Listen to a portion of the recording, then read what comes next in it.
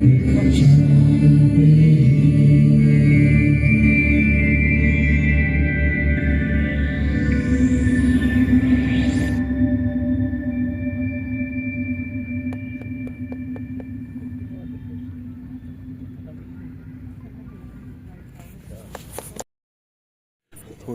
ये यहाँ की बेस्ट चीज़ है, ठीक है जी।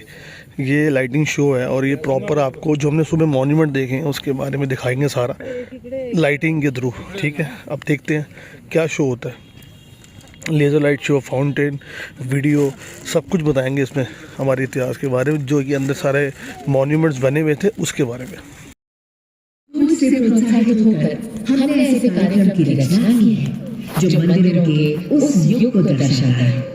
तो आइए इस प्रस्तुति का भरपूर आनंद लें और कृपया अपने मोबाइल फोन्स को साइलेंट मोड में रखें। यहाँ फोटोग्राफी और वीडियोग्राफी करना सख्त वर्जित है। गंध में बनाती धूप, आरती की पावन ज्वाला और गगन में गूंजते घंटियों के स्वर।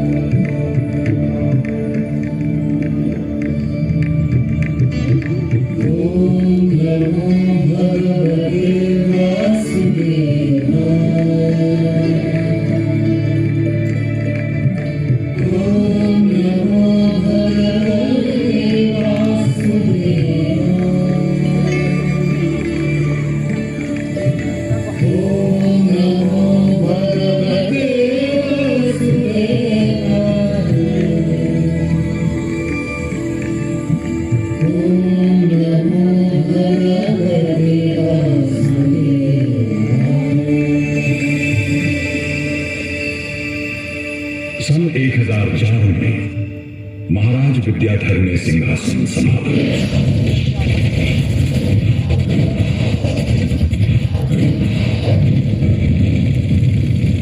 सोने की चिड़िया कहलाने वाले भारत की अपार संपत्ति पर ललचाए अफगानी आक्रमणकारी महमूद गजनी ने सन 1019 में भारत की सीमा में प्रवेश किया।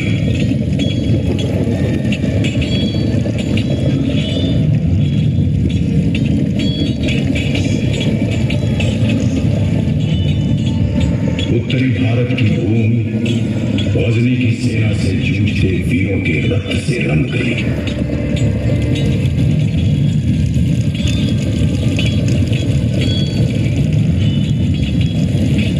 राजा विद्याधर को भी आतताई का समाचार मिला।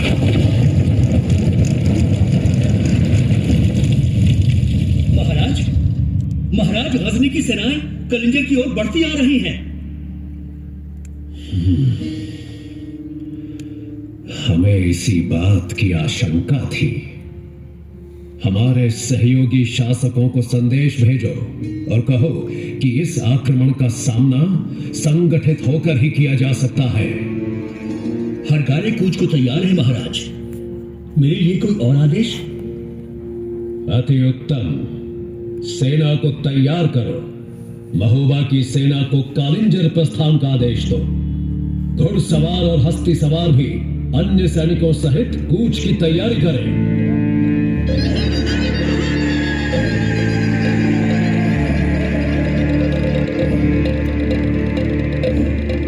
राजा विद्याधर और उनके सहायकों ने एक विराट सेना जुटाई। उनकी संगठित शक्ति ने महमूद गजनी के पांव उखाड़ दिए और उसे पीछे हटने पर लाचार कर दिया।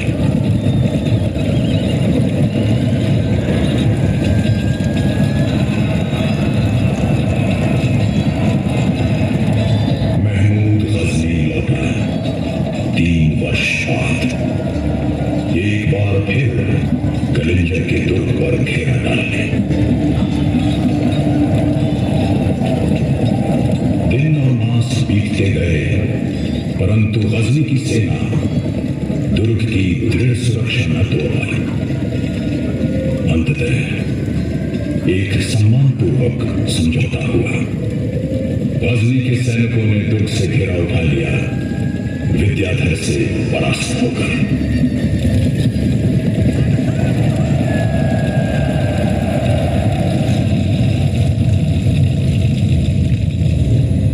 राजा लौटकर खजुराहो आए, विजय से विभोर, मान सम्मान से सुसज्जित।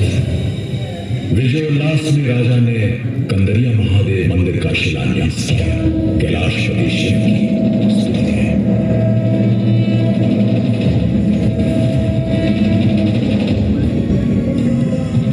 राज्य के स्थपतियों ने यहाँ के पूर्व रचित मंदिरों का गहरा अध्ययन किया।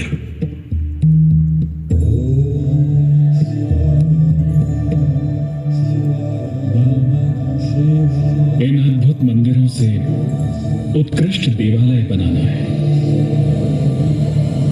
लेकिन मेरी कल्पना उस मुकाम तक कैसे पहुंचे? गुरुजी, क्यों ना ये मंदिर वास्तुकला का एक ऐसा उदाहरण हो जहां वास्तु और शिल्प का संपूर्ण समन्वय देखने को मिले। अति सुंदर विचार, अच्छा है पुत्र। इसी को मूल आधार बनाकर कल्पना करो। रूप और रेखाओं की रागिनी बनकर ईश्वर की महिमा का बखान करेगा ये मंदिर। बिल्कुल, इसका आकार रेखा गणित का एक अनूठा उदाहरण होगा। खड़ी रेखाएं और भूमि के समानांतर खींची पट्टियां अनोखे संतुलन में होंगी और उन पर बनेंगी सैकड़ों मूर्तियां। वाह, कैसा अतुलनीय सम्मिश्रण होगा वास्तु और शिल्प कला का। विलक्षण, सर्वोत्तम। सबसे ऊपर होगा एक गगनचुंबी शिखर, जिसके चारों ओर होगा छोटे शिखरों का समूह। अति सुंदर। और गुरुजी, ये सुंदर तालमेल शिखर को लय और गति देगा। वाह पुत्र, कैसी सुंदर प्रेरणा है, क्या असाधारण विचार है।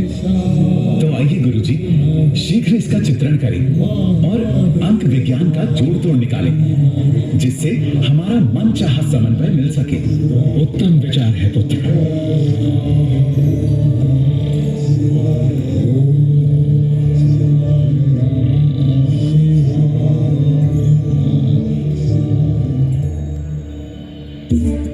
संरचना आरंभ हुई और धीरे धीरे एक शिला पर दूसरी शिला धरते धरते मंदिर का रूप उजागर होने लगा। चोटी तक पहुंचने के लिए एक विशाल ढलान का निर्माण हुआ, जिसके माध्यम से शिलाखंड अपने निश्चित स्थान पर विराजमान किए गए। मंदिर की अंतिम शिला रखने का समय आ गया है। रस्सियां बंध गई हैं, खींचो ऊपर। अरे खींचो भाइयों, पूरे बल से। ओह, ये तो बहुत भारी है। मेरी तो मांसपेशियां उतर गई हैं। धैर्य रखो मित्रों, धैर्य। याद रहे, ये ईश्वर की सेवा है। सेवा, समझ गए ना? लो, पहुंच गए। अब इसे शिखर पर चढ़ दो। संभाल के गिर गया तो हम सब पिस जाएंगे। हो गया भाइयों, अंततः भगवान शिव की कंदरा जैसा दिखने वाले कंदारिया महादेव मंदिर का निर्माण पूरा हुआ।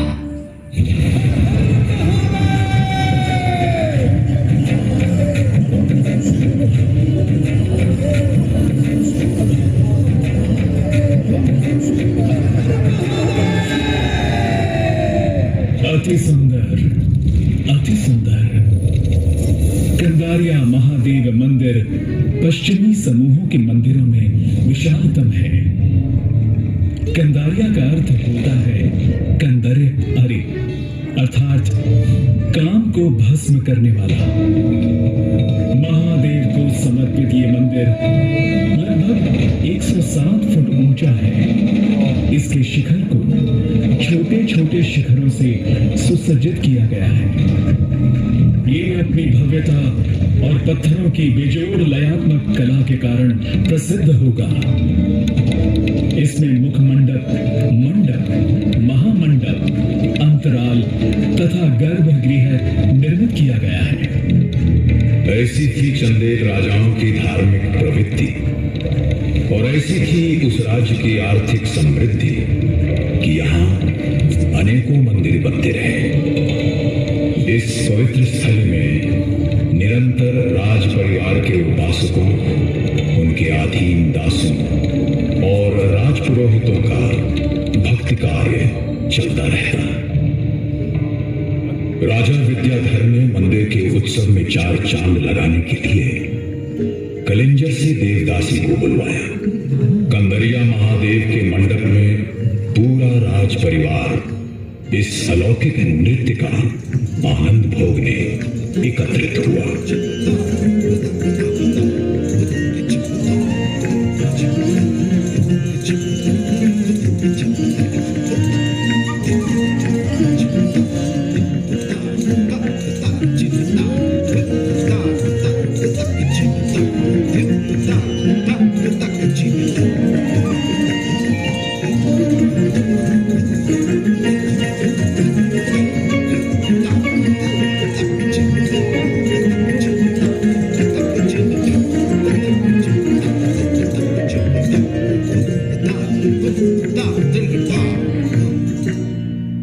दिन के समय मंदिर के सजीव प्रांगण में हर ओर उपासना के स्वर गूंजते, किंतु प्रातःकाल यहां शांति का वास होता।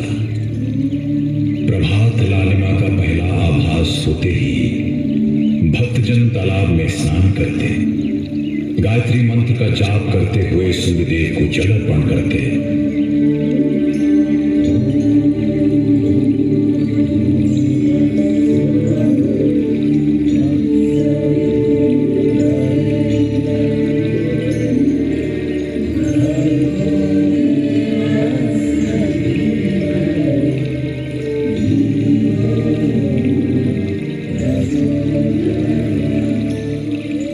जब सामूहिक स्तुति स्वर चरम सीमा को पहुंचता तो सूर्य की प्रथम किरणें मंदिर द्वार का आलिंगन करती।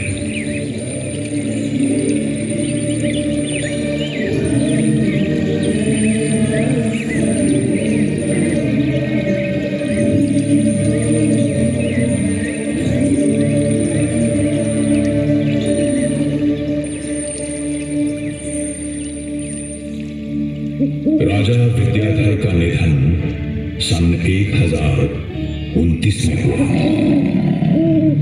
उनके उत्तराधिकारी सैनिक कुशलता में अपने पूर्वजों की भांति दक्ष न थे। इधर राज्य पुराने शत्रुओं और नए मुसलमान आक्रमणकारियों के हमले से डामाडोल हो रहा था। धीरे धीरे कलिंजर और महोबा चंदेलाओं के आवास बन गए। उधर खजुराहो भी सुरक्षित ही रहा, क्योंकि उसके चारों ओर घने जंगलों और पहाड़ों का पहरा था। युद्ध में व्यस्त राजा मंदिरों की उपासना न कर सके। उनकी उदासीनता का शिकार बने ये मंदिर। इनके प्रांगण सूने होते गए। हम शिल्पकार भी धीरे धीरे बिखर गए। खजुराहो वीरान हो गया।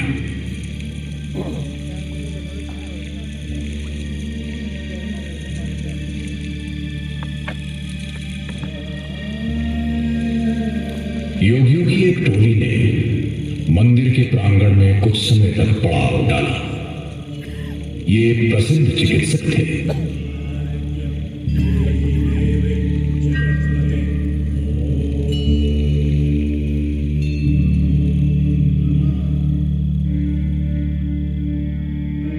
सन 1335 में प्रसिद्ध इतिहासकार और पर्यटक इब्न बतूता खजुराहो पहुंचे।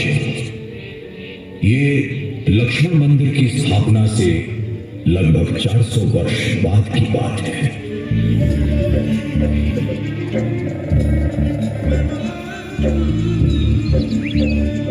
वाह, इस नगर में हमें पुरानी शान शौकत की छवि दिखती है। अगर ये उस विधवा जैसा लग रहा है जिसके किसी ने जेवर उतार दिए हो, कभी ये वाकई खूबसूरत रहा होगा। लकड़ी के शानदार महल आज सूने पड़े, बस हवा की साएं साएं सुनाई देती है। मंदिर के अहाते भी उजाड़ है।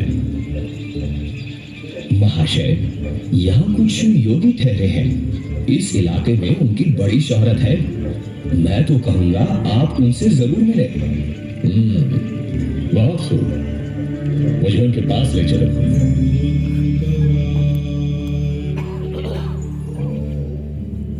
हुजूर, बंदे को इब्न बतूता कहते हैं। मैं अरब देश से आया हूँ और एक मुसलमान हूँ। जाति और धर्म का कोई भेद नहीं होता पुत्र। मनुष्य होना बड़ी बात है, और सनातन परंपरा तो श्रेष्ठ मनुष्य होना ही सिखाती है। मैंने आपकी बहुत ख्याति सुनी है। चिकित्सा के लिए आया हूँ हुजूर। क्या कष्ट है तुम्हें पुत्र? हुजूर, मेरी दिलचस्पी मुझे यहाँ ले आई है। बस आपकी दुआएं चाहता हूँ। अच्छा, दुआएं वो तो सदैव तुम्हारे साथ हैं पुत्र। एक मुसाफिर की जिज्ञासा मिटाएं जनाब, और बताएं ये हैरत अंगेज इलाज आपने किससे सीखा? ये तो श्री बैद्यनाथ की कृपा और सूर्य देव की शक्ति से होता है पुत्र, जिनमें उपचार करने की असीम क्षमता है। सुभान अल्लाह, सुभान अल्लाह, सुभान अल्लाह। देखते देखते खजुराहो एक भूली बिसरी याद बन गया। उसके महान मंदिर कटीले जंगलों के चंगुल में जकड़ गए और लताओं ने कलुषों को घेर लिया। धरती गर्मी ने मंदिरों के आकार में दरार डाल दी। भूचाल ने पृथ्वी का सीना हिला दिया।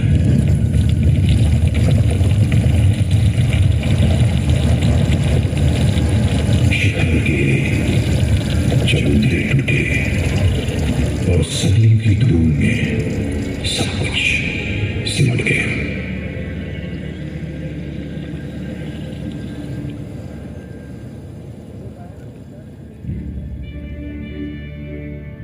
सन 1838 में एक अंग्रेज अफसर कैप्टन टी.एस. बर्ट मध्य भारत का नक्शा बनाते समय यहां से गुजरा।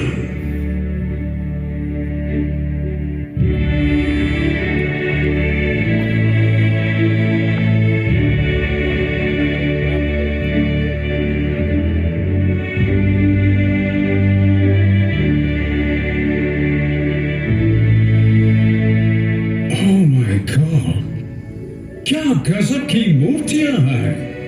संगत रासों ने तो जादू जगा दिया है।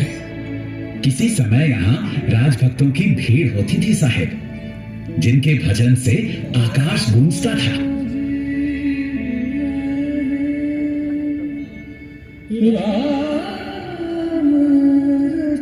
बर्ट आए और गए। विश्व के लिए खजुराहो का अस्तित्व एक विस्मृति बनकर रह गया। बस कुछ लोग निजी भक्ति भाव से यहाँ आते रहे और अपनी अपनी रुचि से भगवान को ढूंढते रहे। देवी जगदम्बी के मंदिर में दर्पण को देखती हुई मूर्ति के आगे एक हाथ रुक जाता। यहाँ मुझे आभास हो रहा है कि ये संसार केवल माया है।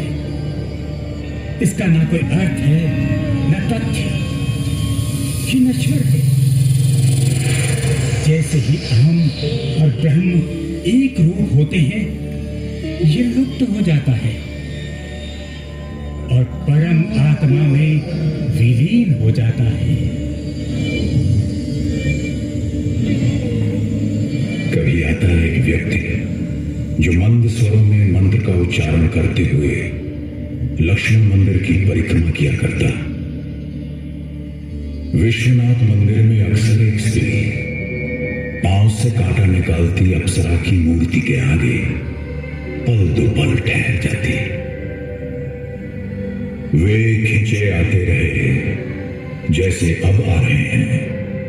अनगिनत लोग देवालयों की विशिष्ट शिल्पकला से वशीभूत होकर उन मंदिरों से आकर्षित जिनमें जीवन का हर रस अपना उल्लास लिए हुए है, आते रहे हैं जीवन तृष्णा से प्यासे एक खोज में। खोज सत्य की, संतोष की, समन्वय की और शांति की।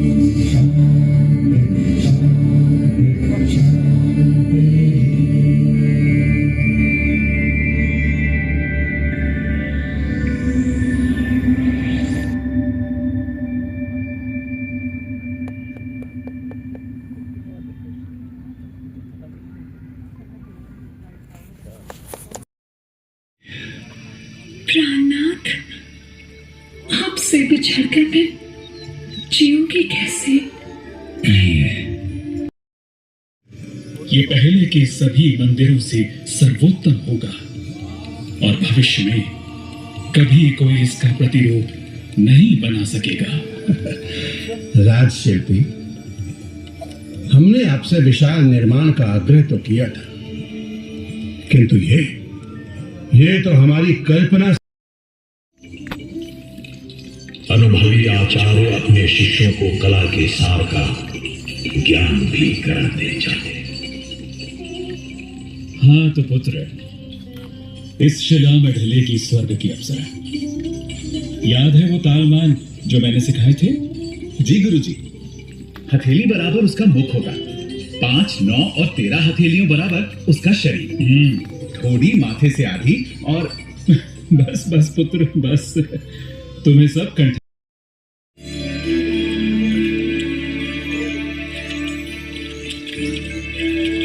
काशी के निकट ग्रीष्म ऋतु की एक चांदनी रात में इस प्रसंग का आरंभ हुआ था, जब एक अपूर्व सुंदरी हेमवती कमल के फूलों के बीच सरोवर में स्नान कर रही थी।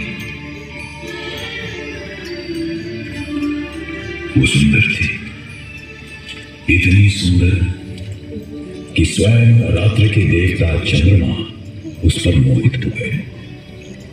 पृथ्वी पर उतरकर उन्होंने उसके साथ संभोग किया, और जब उषा की पहली किरणों से आकाश में लाली छाने लगी तो अनमना सा चांद अपने आकाश परिवेश को लौटने पर लाचार हो गया। उसने चंद्रवर्मन को जन्म दिया। कहते हैं कि उसने ही अपनी माता के पाप का प्रायश्चित करने हेतु 85 मंदिरों का निर्माण करवाया।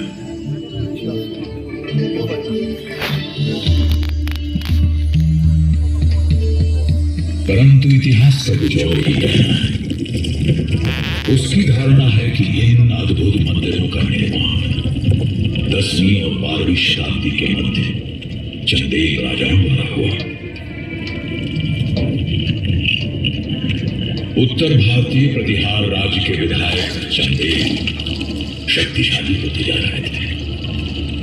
चंदेल वंशी प्रतिहार राजाओं के नाम पर निरंतर तलवार खींचते और खजुराहो की पहाड़ियां अक्सर सेना के डंकों और तुरहियों के शोर से गूंज उठती।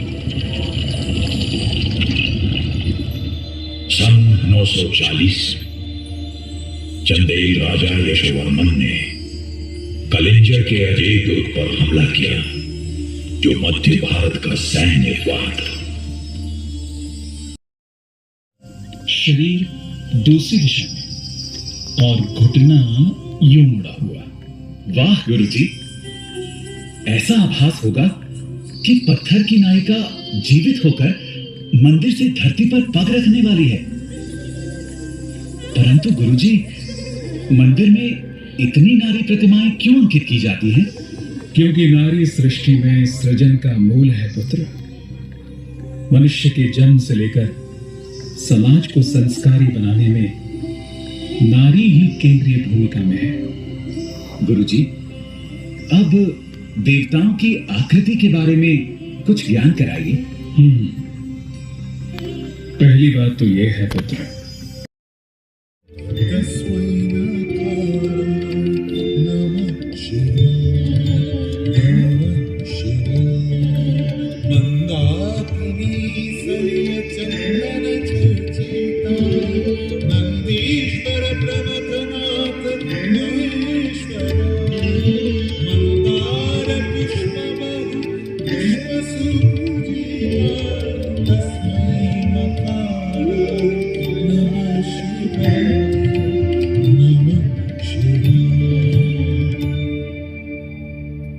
सुंदर, अति सुंदर।